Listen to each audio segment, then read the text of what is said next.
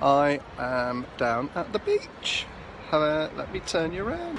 Look, here we are, down the beach. And it's nice and calm and yeah, it's just nice really. So not nice sea. Not quite as nice as the sea was when I was in India. There's something new coming to Hove. This is at the bottom of Grand Avenue. They are building this jobby and it is called the Hove Plinth, and I will show you the little sign thing here, and it says Hove Plinth, a new cultural attraction for Hove. We are building a sculpture plinth to bring exciting new public sculpture to the city and to add to the artistic attractions of the seafront. Hove Plinth will launch on the 21st of April, so that's this Saturday, with the inaugural sculpture Constellation by Jonathan Wright. Every 12 to 18 months a new sculpture will be chosen for the plinth. Hove Plinth is a community project by Hove Civic Society, funded through crowdfunding, grants and help from local business and residents. We hope you will love it. And that is just at the end of my road, because that's my road there in front. Maybe I'll be on there one day, because obviously I'm a piece of art that the public are interested in, and get some random looks from people as I walk around talking to my phone, but you know what, I'm not bothered. Yeah, so I actually go, oh, I can see sand on the beach. Look, there's sand where all the pebbles have moved back. And yeah, oh no, it's not sand, it's small pebbles. Oh well, that's a little bit disappointing. I was going to get my bucket and spade out and everything, but yeah, so on the beach. I might not go in the sea if it's all the same with you. Thought I'd come out for a little stroll. Some people with the doggy. Oh, doggy and sea. I've not been this near to the sea since I was in that there India in January. But I also wasn't quite so... Oh look, no.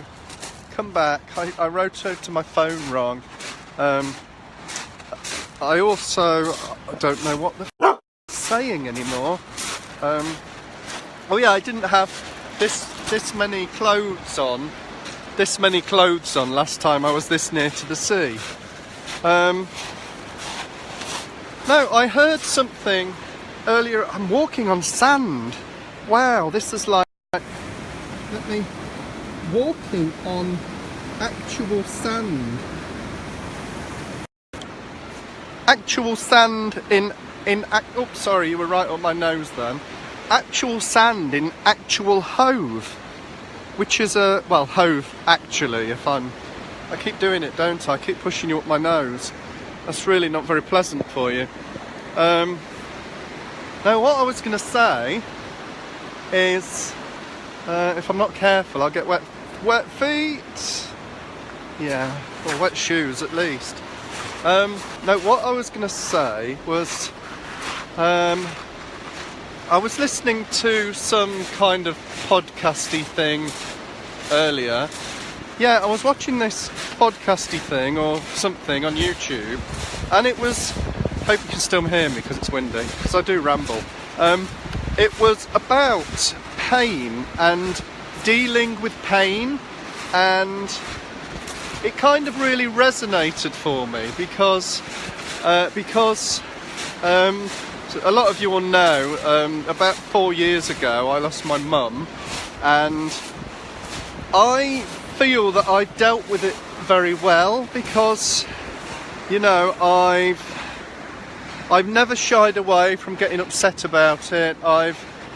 If I felt like I wanted to cry, I've cried, and I've just literally dealt with my grief, whereas I know a lot of people stop themselves thinking about things that upset them, and in a way it doesn't help with I'm going back on the sand.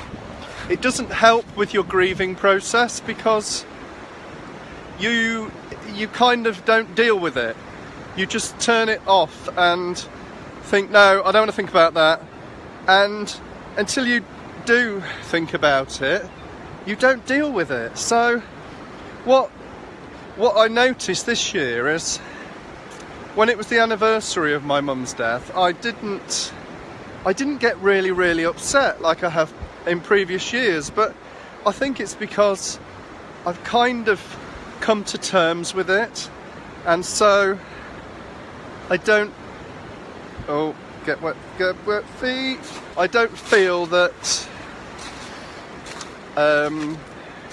I need to cry anymore, because I've cried lots of tears, as you do when you lose a parent, and now I think I've cried all my tears, because I'm used to the idea now that she's gone. So yeah, so that's all I want to say. I can have a little chat and come down the seafront and have a little chat and see what's going on, and it's quite nice, just wandering along, having a chin wag. Yeah, look, you can see the sea, and oh, it's coming to get me, but it's not got me. It's not got me. So that's all right. There we go. Hello, doggy. It's a doggy. Look. It's a brown doggy. It's a bit like the pebble colour. So, oh, I nearly fell in a hole. I'll show you. The sea's looking lovely, and it's nice and calm, and look, there's the lights are bright, and I don't know if I can zoom in. Oh, I can zoom in. Look, there you can see the donut on a pole, and the pier just there. Trying to focus in, it's not working too well. And then zoom it back out again, and then flip you round back to my nostrils, and yeah, that's it really. Yeah, it is very difficult when you lose a parent, but you deal with it. I think what helped me was I went and saw her numerous times at the Chapel of Rest, which I found that it kind of, sorry, I need to change hands because my arm aches. It kind of really helped me come to terms with it, because it made it very real, and I was really upset, and it really, yeah, it really did make me come to terms with things. But I used to be a hairdresser many years ago, and as most of you will know, I'm a drag queen. So I used to do hair anyway, and I watched Mum put her makeup on so many times. So I was like, I said to the undertakers, I want to do her hair and makeup because I know how she likes it. And so that was my thing, that I wanted to do that for her. So I actually spent hours with her after she died, rather than just a quick pop my head in and, you know, yes, I've seen her. So I was in there hours trying to make her hair go right and making sure her makeup was right, because it always made me laugh, because she always used to say, oh, don't make me look like a painted lady. And so that was ringing through my head. Oh, I'm falling over now. That was ringing through my head as I was sort of doing her makeup for her, because yeah, because she was like, don't make me look like a painted lady, and I could hear her saying that to me.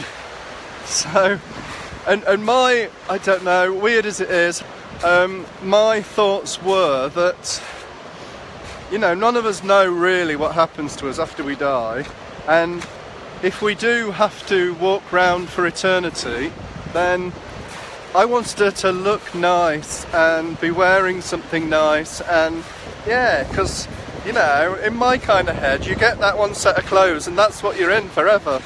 So don't wear something grim. Yeah, but so what was quite funny was my dad was like, are you going to be able to do something with her hair? he was like, "Are you gonna be okay doing your mum's hair? Will it? Can you do something with it?" And I'm like, "Look, Dad, if I can make a £5 nylon plastic wig look nice, I'm sure I can do something with my mother's hair that's going to last her for eternity." So, yeah, but I really think that all that time I spent with her really, really helped me with my grieving process. And now I can happily talk about her, look at pictures. I even went through my memory box on the anniversary of her dying to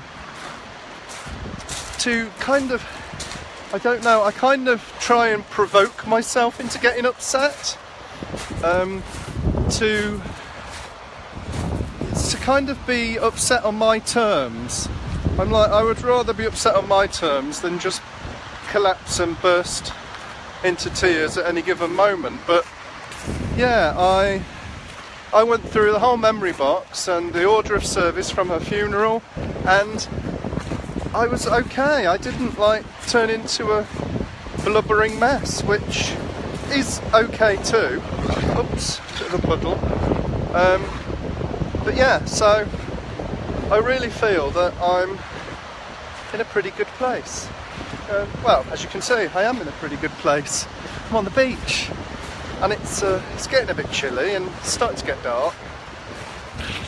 It's making my nose drip, and yeah, so there you go, really. Gonna get myself home, kettle on, spot a telly, then bedtime. Right, hope you have all had a good day, and I'm gonna get off and go home, up the road, 8 minutes walk to my flat. That's very nice, and I'll catch you all again soon. Lots of love, bye bye.